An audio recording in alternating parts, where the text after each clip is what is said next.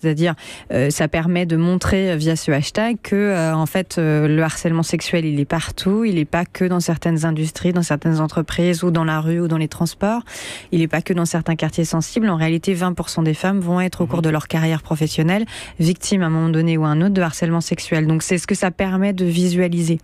Maintenant, ça permet de montrer le caractère massif des violences. C'est sûr que ça n'est pas une réponse à la fin de l'impunité pour en réalité pouvoir agir contre les personnes qui vous ont fait violence. Il faut en fait porter plainte. Il faut se diriger vers en interne les responsables des ressources humaines, vers les délégués du personnel. C'est de cette manière-là et seulement de cette manière-là qu'on pourra mettre fin à l'impunité des harceleurs aujourd'hui. Et le fait pour certaines de ces femmes qui témoignent, de donner le nom du harceleur?